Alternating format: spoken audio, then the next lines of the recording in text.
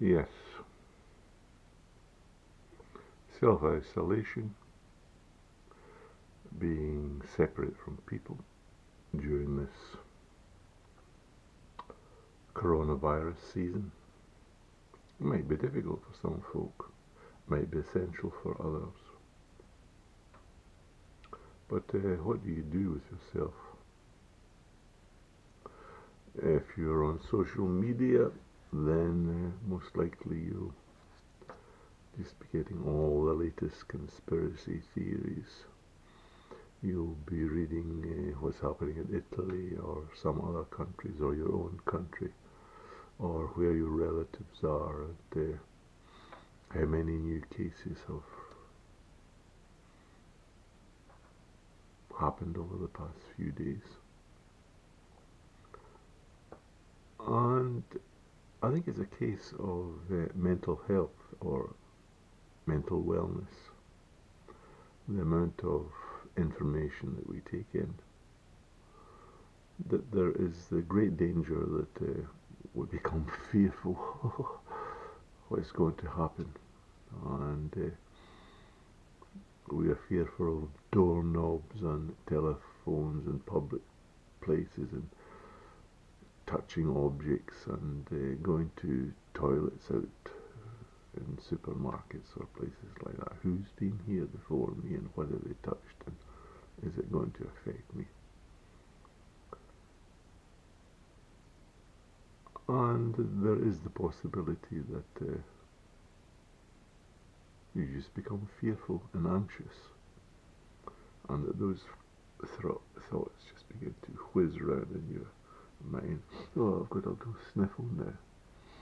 Is that the beginning of coronavirus infection? Oh, my throat is sore. What does that mean? I'm coughing. But then your mind just begins to play games on you. And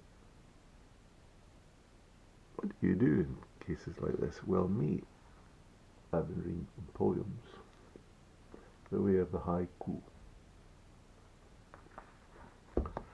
Because when it comes to mental health and mental wellness, it's sometimes essential that you cut that vicious cycle out by thinking about other things and giving your mind something else to think about. Here's one here. I've sort of been, well, I've been making songs up of these haikus as well, 1 minute in improvised songs. This was one that I did.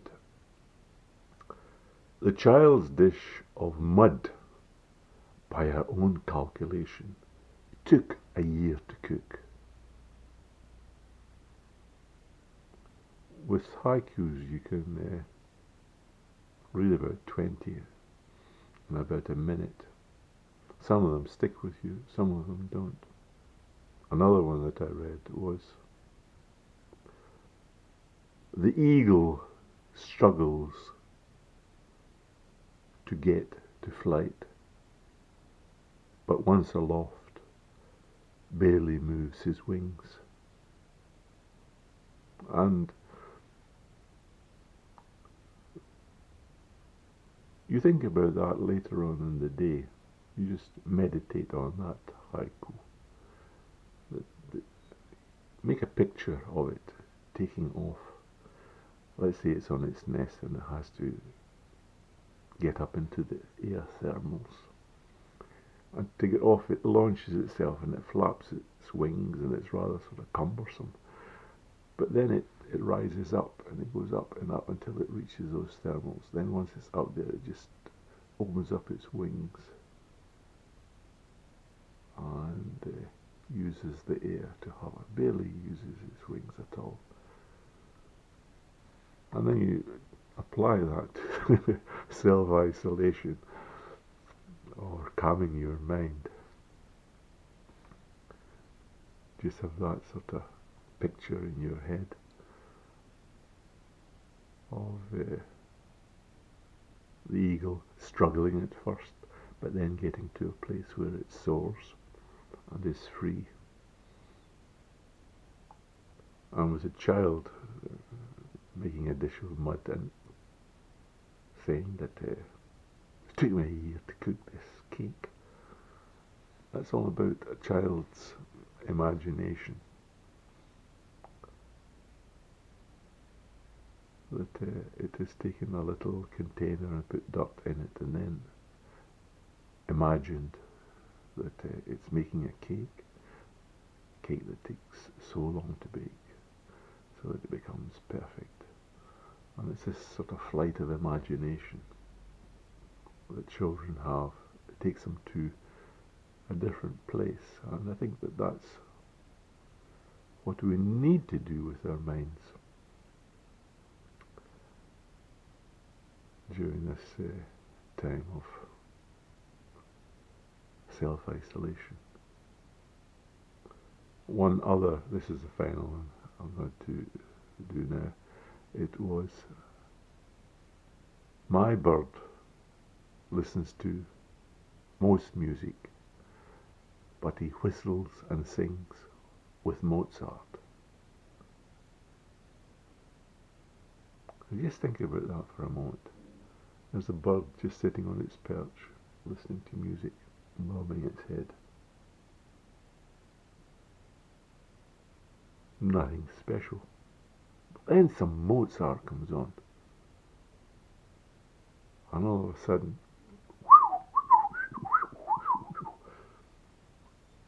he wants to sing and whistle along with Mozart's music. Is there something intrinsic in Mozart music that makes birds want to sing?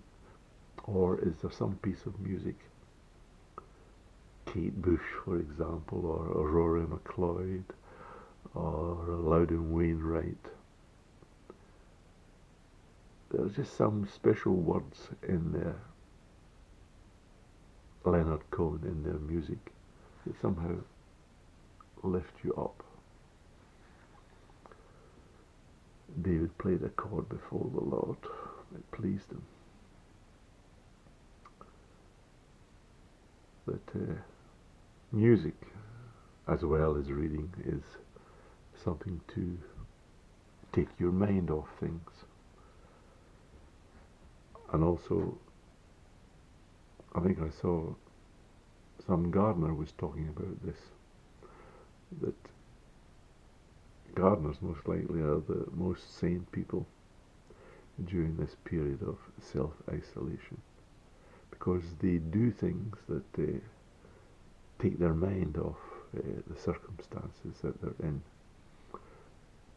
At the moment they will be starting to start seedlings.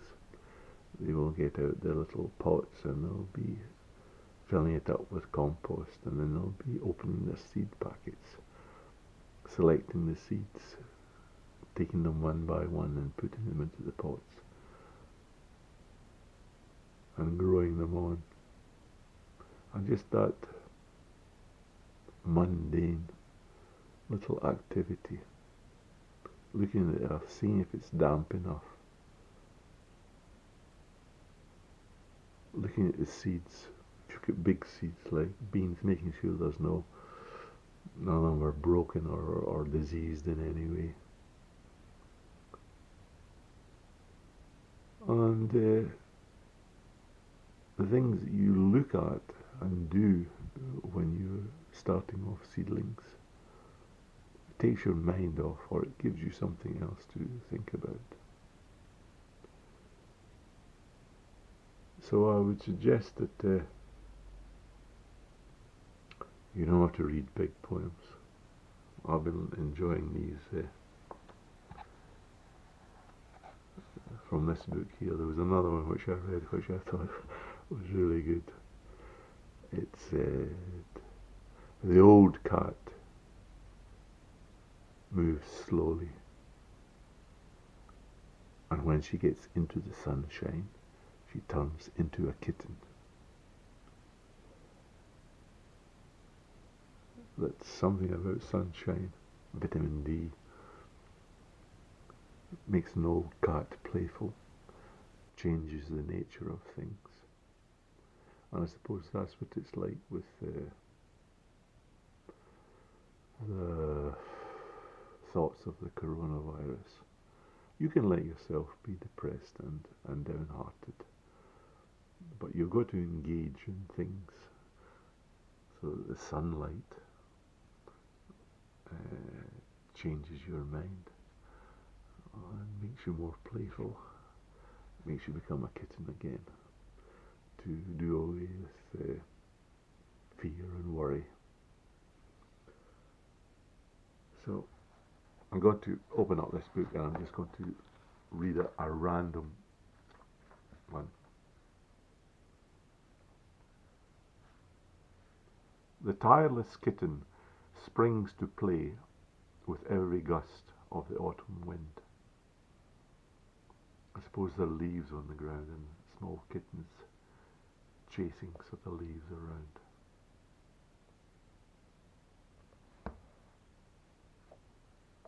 Let's do another one.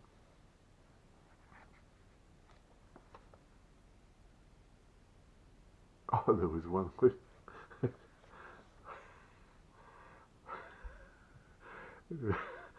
about a kid. I can't find it now, but it says, the child in the playground yelled, "Catholics aren't allowed to play here," after making sure none were. That's how it went. I thought that was good. You shout when there's no one else around. Ha.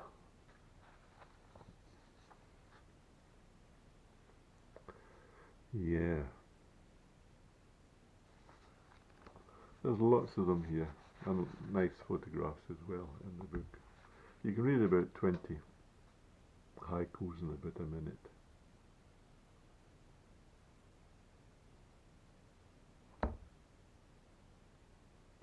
I saw a video where there was a robin. I think it was in Richard and Paul's videos. A little robin in the garden. Here's one about a robin. The parent robin always seems to know the one whose turn it is. You think about that for a moment. That there's a mother robin and he's got a nest of young in it, and they're all squawking with their mouths open. And she's brought some food for them, putting it into their mouths. And she always knows who's had the food and who hasn't.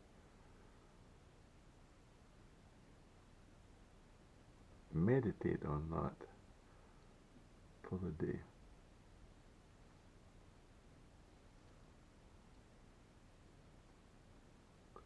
The birds of the field neither sow nor reap, but Heavenly Father takes care of them. So, I think that's about long enough now.